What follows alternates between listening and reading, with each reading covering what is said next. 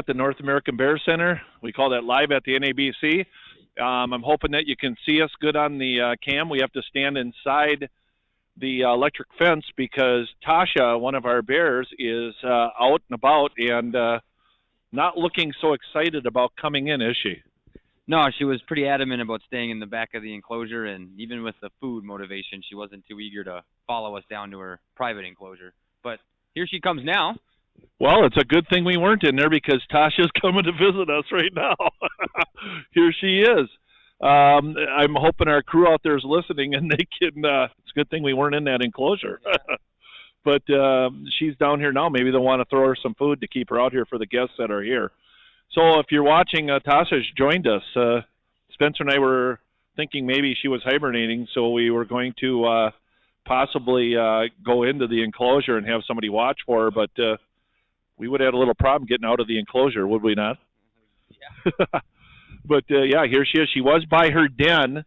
We walked back there to try and help them get her in, and she was back by her den that she has dug, and that is on this southeast corner of the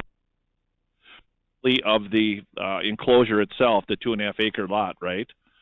But we want to welcome everybody to our live broadcast across the world. We want to say hi to everybody out there. Thanks, moderators, for operating the cam that's up on the roof there. And thank you to all. We got Spencer here with me today. My name is Scott. And Spencer's taking the place of Dr. Lynn Rogers, who has so much going on that he could not break away and come in today, correct?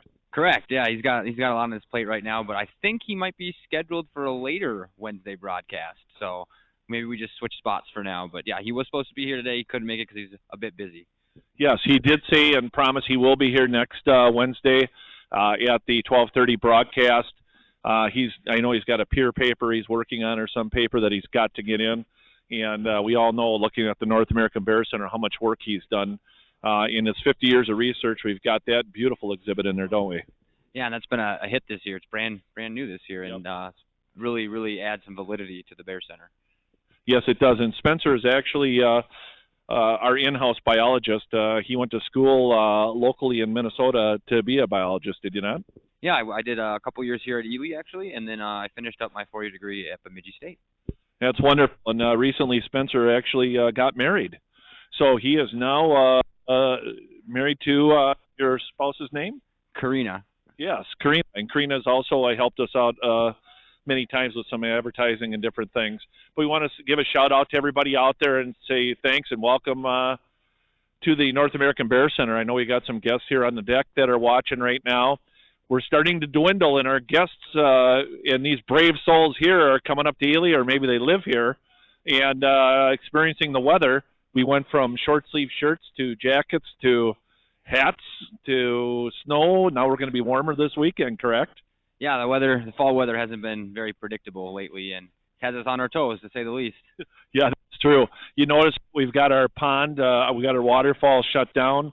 We got to do that when it gets this time of year for fear that the leaves are going to plug up the filter system, and then we will burn out those pumps. So they've been shut down for about a week now, and they won't be back on till spring once that ice breaks in the pond.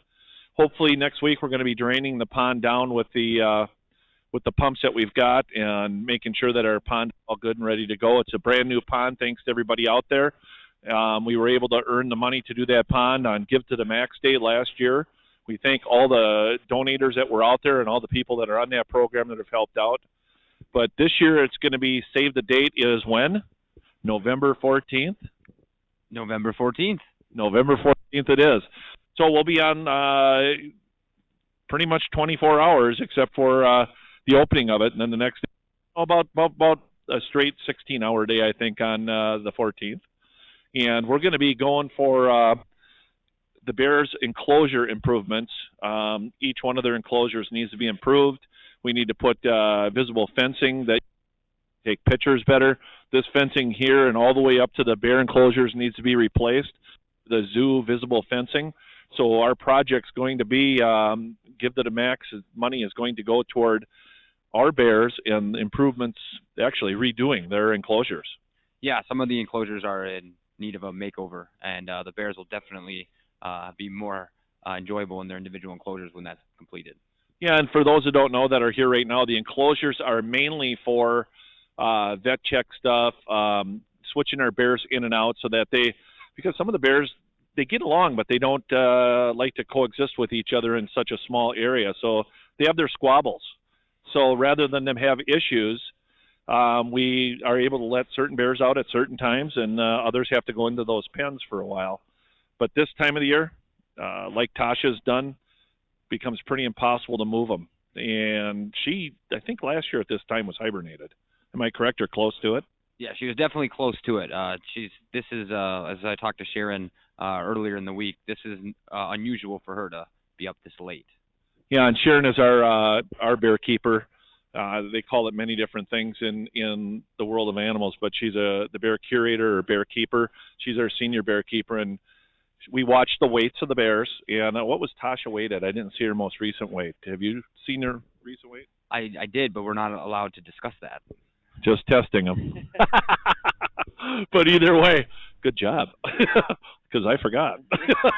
But either way, watching Tasha right now is kind of a treat, because last year at this time, she was in a ground hole, you guys. And, there's a squirrel down here. I thought maybe it was another bear, and I'm trying to figure out where that's coming from. Our guest on here pointing out a red squirrel that's down by us, probably wants food. They really enjoy the food. They really do. We got some of the biggest red squirrels, you guys, that you've seen around. I'm not kidding you. They definitely have enough fat on them for winter by the time they get done here, don't they? Oh, most definitely. But, some of the things we're going to do this winter here at the North American Bear Center to show you that even though the snow and the depth of the snow and the cold is here in Ely, things are still alive and moving out in the woods, are they not? Oh, yes. We have lots of animals and a lot of action on our own trail cams that we have on our nature trails. So we get to see what goes on when we're not around, and some of the wee hours of the night, even when it's as cold as it's going to get, there's still animals moving around and doing things, and we get a little bit of insight on that with our new trail camera. Yeah, and if you're able to go on bear.org, our website, you'll be able to watch all 4 bears, 3 of them from their outside enclosures. And unfortunately, we can't go into a lot of the dens. Tasha's den, if she dens out in the enclosure, we can't run anything down into her den to show you. We've tried that in the past, and I'm out there constantly adjusting it because they're always moving them. But we will have trail cams in different areas showing the wildlife that's out there. Last year, I think we've seen a wolf. We've seen bucks jostling. We've seen many different things. Yeah, we get lots of deer in the back 40 that we have, and we even saw some wolves last year. In fact, the wolves had killed a deer right in our back 40, which was pretty neat. That whole thing didn't get captured on camera, but we have seen the wolves, the coyotes, foxes, fishers, martins, all kinds of cool animals hanging out behind the bear enclosure. So, folks, right behind the bear enclosure here out, we've got quite the activity. I think right now we got some wolves, and we captured that on trail cams just up the trail, the nature trail here. That's right out here if you want to take advantage of that when you come to the Bear Center. Yeah, that's where a lot of that action is. In fact, one year we cabled a deer that we took off the road. We pick up dead deer. We're allowed to do that. And we cabled a deer's back leg through the back end, and the wolves tore it off it and took it. Yeah, so a pretty impressive power that they have. Yeah, agreed. It's really tough to keep any kind of thing strapped down in front of the camera. It doesn't last very long when the wolves find it. No, it doesn't. And, that just means that they're cleaning up the area and utilizing whatever's out there for food, which is good. Just like our ravens that stay here year-round and crows, they clean up what the wolves don't do. Yeah, they'll pretty much eat anything they can get their beaks on. So. Yeah. Yep, that's kind of like me. But anyway, when we're looking at the dead of winter in Ely, which is really the alive of winter in Ely, you're looking at the bears hibernating, but they're not a true hibernator, are they? No, they're not considered true hibernators anymore. It's considered what would be called a torpor. And what's a torpor? Torpor is just not quite as deep of a hibernation as hibernation. It's just a little less. The bears are more active, and their relative body temperature is higher compared to other hibernating animals. Yeah, so that kind of gives you an idea that the bears are not true hibernators. Even though they stay in their dens, they will come out occasionally. They will grab a mouthful of snow every now and then. They give birth during that time if their body weight allows them to.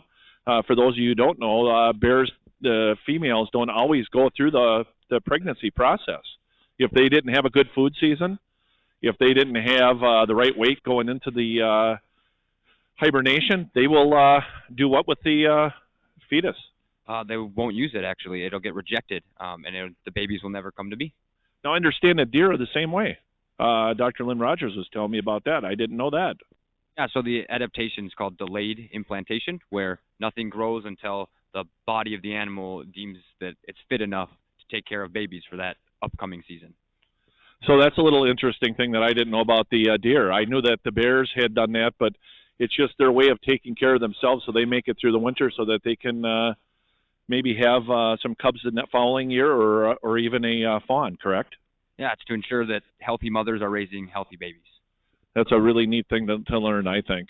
And if we look at Tasha, Tasha's been here, 4 years now, I think it is? Yep. 3.5, 4 years. And she's grown considerably. She would be pretty close to the average-sized female bear right now, wouldn't you agree? She's getting there for sure, and she's actually gotten quite close to our other female, Holly, who's 2 years older. And if you look at Tasha, she's moving very slowly. Watch her footprint pattern. I know your camera can't watch that right now because you're watching us, and we do thank you for coming over here. But I think you can see why we had to broadcast from where we are. It just wouldn't have been really good. But Tasha's moving very slow, folks, to what she would normally move. Each step is calculated. You can see that she's putting her foot down rather slow. And if you would have seen her this spring, well, actually not spring, but a little later into the summer, they're moving a lot quicker. If you were to look her in the eyes, you can kind of see she's got those sleepy eyes, and she's ready to go in. I think we keep bugging her. That's why she don't. Yeah, we've just recently gave her some straw to use over the past week or so, and she hasn't really been concerned with that. She likes to use more natural bedding when she makes her den, so she's not helping us determine how ready she is with our straw test, which is quite difficult. But it seems though her size and her behavior, as you said, she's really slow. She's pretty close to being ready to go to bed for the winter, and we won't see her till next year. So that's a good thing for everybody to know. For those of you watching today, we want to remind you to save the date. It's our biggest fundraising date of the year, and that is November 14th. And that's Give to the Max Day. If you go online to GiveMN, they have a wonderful, I think it's a 24-hour fundraiser. In fact, I know it is. 24-hour fundraiser, and believe me, that is our biggest fundraiser. And we are solely supported by ticket sales, web store and store sales, and donations. We don't get any support money-wise from state or federal, not dime one. So we're pretty proud of the fact that we can operate off that. We thank the people out there that have donated to the Give to the Max in the past, and we thank the ones that are going to give in the future. And we also thank our guests that are here today for coming. And, you know, every purchase that you guys make, the net off of that goes to the North American Bear Center, I should say, to profits. And we try hard to make sure that every dollar is spent very carefully, correct? Yeah, very carefully and very wisely. So we use our pencils down to there's an inch left. You don't hardly use pencils anymore, but our computer power, right? Exactly. We're going to have a nice crew that's going to be at Give to the Max. It's going to be Sharon and Judy Thone. Sharon, Harold, Judy Thone, and myself. And we're going to be excited to see how we can accomplish and what we can accomplish with the enclosures and everything that's going on there, correct? Yeah, it's a pretty fun day to be at work when we do our broadcast. It's definitely a unique day, but it turns in to a pretty fun day here at the Bear Center. Yeah, I think Spencer will be there too. He was last year, and he was a big help. And it's a lot of fun. That's probably why we did, so well. But we want to thank all the volunteers and all the interns and all the bear educators, our staff here. We want to thank everybody for all the efforts they've put in this last season this year. It's been a very rewarding year for us. It's been challenging in some areas with weather, different weather conditions, but we're pretty much normal right now, or I think we're maybe a little below normal for weather right now, correct? Yeah, it seems, and maybe this is just us, but it seems like it got a little cold a little fast, but I'm a fan of the warmer weather, so. And I'm the opposite. I'm a fan of the cold weather. But it makes for a fun year having all that difference. I know Ely did quite well this year as far as tourists go. It's a great destination to come to. It's be here. There's a lot to do, and you get to experience the North Woods and all the wildlife that's around it. And I'll tell you what, we can't say enough on how much we appreciate everybody out there, can we? No, we can't really. And one of the things that we're looking forward to is all the new things that are going to be getting done at the Bear Center throughout this winter months, and then opening it up to everybody and having them be in awe. That's always fun, I think. Oh, there's a definite wow factor when you step through the doors of the Bear Center for the first time. Yes, there is, and every year we do something new and something different, and this year is no exception. We're going to have some fun with enclosures out here. We've done the fences behind us, as you guys can see. Starting to do beautifications outside and make it functional and safer for the guests and the employees and the bears. Our biggest concern is to make sure that we take good care of our bears and do things proper for them, and educate the public on black bears and all the misconceptions that go along with them. Yeah, exactly. A lot of people have some preconceived notions about bears, and that's part of our mission, is dispelling those misconceptions and replacing them with facts.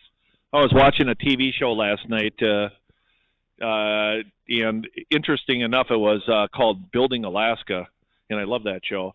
And all of a sudden they had on their cam, they said, "Listen to that bear, it's growling." And they made this noise of, and as it's running, you could hear, and it was growling pretty loud. And I told my wife, I said, I sure hope they ain't going to show a black bear, because that ain't no black bear making that noise. And she goes, well, I know that. I know they don't growl. And I said, well, listen. And sure enough, it was growling loud. And lo and behold, they figured out what bear it was. It was a black bear. And I had to laugh, because I thought, it's amazing what we have for TV and all that different stuff, and they can put this on there, and the bears don't even make that noise. I've never heard a bear growl, have you? No, I haven't.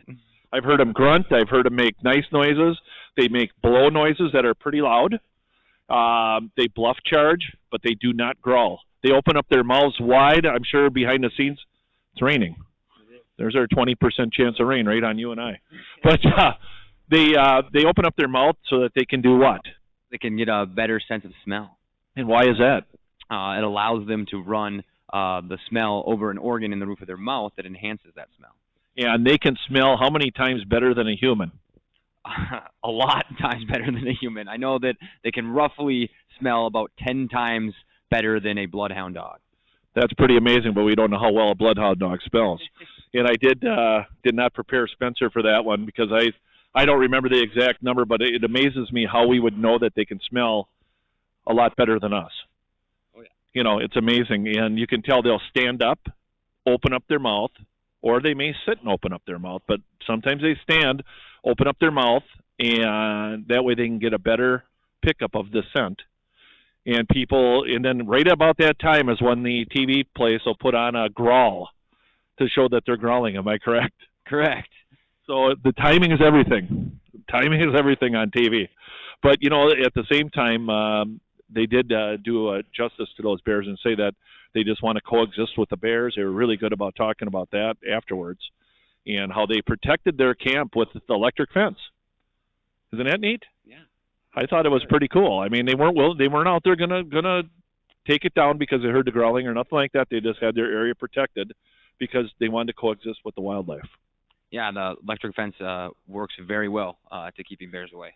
Yeah, and once they feel it a couple times, like you and I, of course we still do it by accident, but they kind of tend to stay away from it. They don't go challenge it, and it's nice that they don't, because we don't want to see them even take on that voltage. And it's not a lot, but you can feel it. I've gotten it in the face and other places in my body from here too.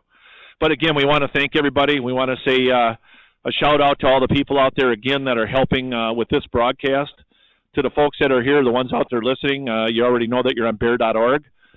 If you go on there, you can watch the cams. You could watch us live across the world. Look at that flock of geese going across way up there. They can't see them. Do you see it way up there? Really nice. I think they're snows. But it's really neat this time of year to watch the transition, I think. Migration, too. Yeah, migrations are awesome. But again, I don't mean to butt in, but it's neat when you see something like that. Again, thank you very much, and we just thank everybody out there for taking the time to watch us. We'll be back next Wednesday, and Dr. Lynn Rogers promises me that he will be here and promises you that he'll be here. And if he's watching, we just want you to work hard and get the stuff done you can for the Bear Center, Lynn. And we'll see you guys all next Wednesday. Thank you. Thanks, everybody. See you on Give to the Max Day. Yes. Save the date.